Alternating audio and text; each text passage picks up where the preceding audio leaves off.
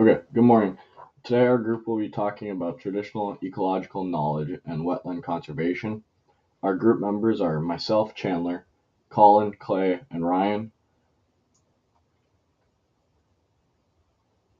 So to give you some background and an introduction to the topic, what is traditional ecological knowledge, or TEK? It's the body of knowledge, practices, and beliefs that have been passed down by generations of indigenous and local communities that have been around these ecosystems for thousands of years in some situations. These practices are generally based on the exact environment at focus, and then they focus on the specific ecosystem, and it's possible that it only benefits that one location and that might not work at other places or ecosystems around the globe. And they've figured out these situations over the course of many generations. While doing our research, we set out to answer what is known about traditional ecological knowledge and wetlands around the globe. What are the challenges and benefits of the traditional ecological knowledge, and why it is so important in the management and reclamation of these wetlands. When looking for this project, we use multiple sources from peer-reviewed articles, government reports, indigenous organizations, and university databases. The importance of TEK. Traditional ecological knowledge, or TEK, is passed down through generations with a deep understanding of the environment. TEK combines environmental, spiritual, and cultural insights. In wetlands, it includes the knowledge of seasonal water flow, plants, animals, and the awareness of the spiritual significance of the water. TEK informs practices like rotational harvesting, habitat restoration, prescribed burning. These methods support wetland resilience and biodiversity. Okay, so moving on to methods of TEK, traditional ecological knowledge is rooted in community experience and cultural practices, and it is preserved and transmitted in a few different ways. First of all, traditions pass knowledge through stories, songs, and teachings. So, like a lot of the Native Americans, like pass their stories of like how things were done, or you know, just natural occurrences like constellations through storytelling.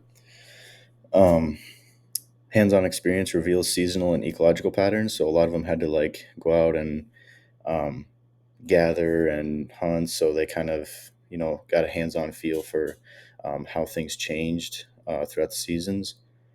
And spiritual and cultural values shape respectful environmental practices. Um, so kind of going back to their stories about things in nature. Um, they also, instead of just having just random stories, a lot of them were spiritual and cultural. So sometimes they might have been gods, or like you hear about like the sun god, and things like that. So a lot of the connections were spiritual. Um, adaptive methods like rotational harvesting align with nature's rhythms. So basically what this means is just they would, let's just say, pick berries or something from one area, and then they would have to go to a different area for a while, just so one thing wasn't over overused. Then our last part, community-based sharing supports collective resource care. Um, so if you're sharing with your whole village, or your whole community, so uh, they all have a reason to support them because they're all taking part in collecting the resources, using the resources, and being good stewards of the land in doing that. And how wetlands are affected. TEK supports sustainable agriculture, fishing, and plant harvesting to conserve wetlands, um, because you're taking such a active and controlling part of stewardship of the wetlands and of other lands, but particularly wetlands. It also promotes biodiversity by maintaining ecological balance. Like if something doesn't have a predator, that might be prey for that group or something. So it keeps a good ecological balance.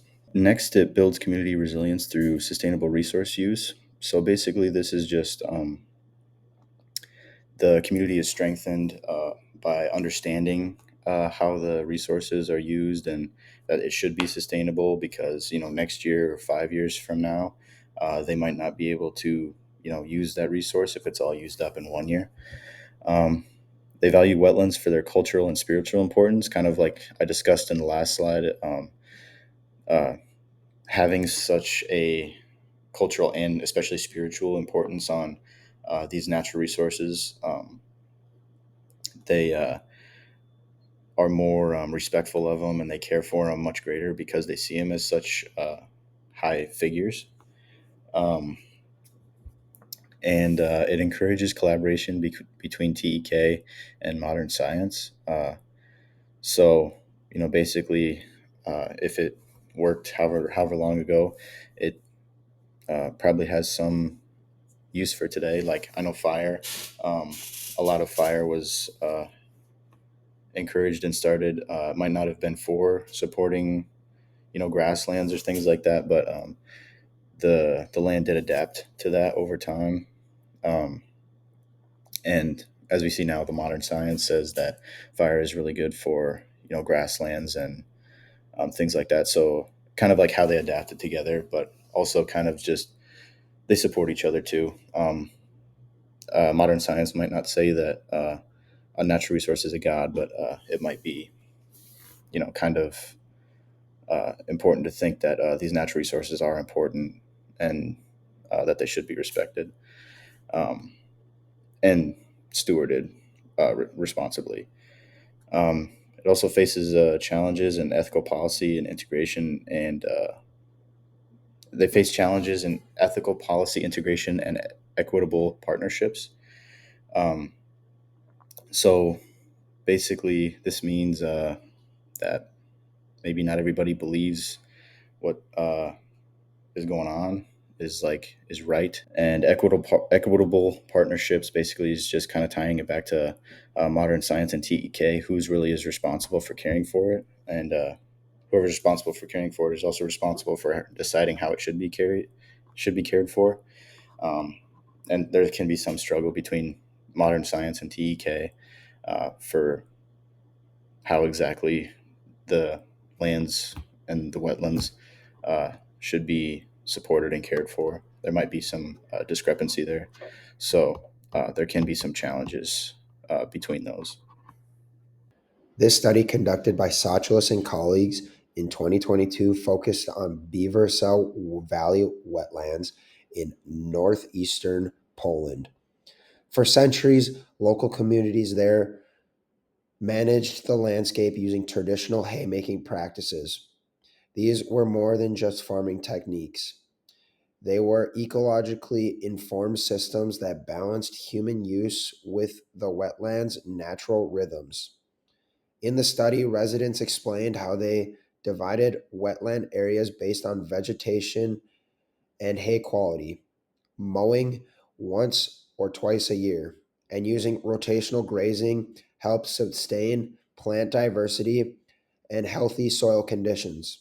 However, when Beaversa National Park was established, many traditional practices like controlled burning and seasonal mowing were restricted. Ironically, this was well intentioned conservation policy led to ecological imbalance, such as unchecked reed overgrowth that now threaten biodiversity. The key takeaway is that these ecosystems are not entirely wild. They were shaped by centuries of sustainable human interaction. The authors argue for co management approaches that respect both ecological science and the knowledge of local communities.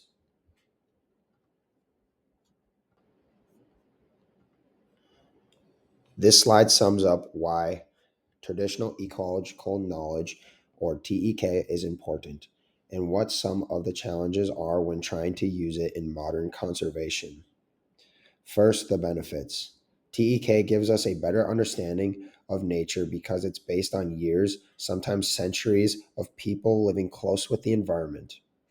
It helps communities take care of wetlands and water in ways that work with nature and not against it. But there are some problems too. Sometimes the people who hold this knowledge aren't asked for permission before it's used, or they're not treated as equals in conservation projects. That's not fair. So, what should we do? We need to treat TEK as a real, valuable knowledge.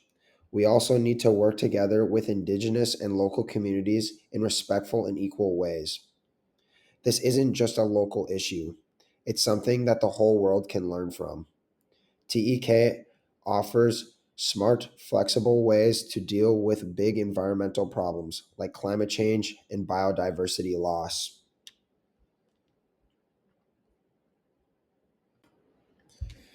These are the sources we used.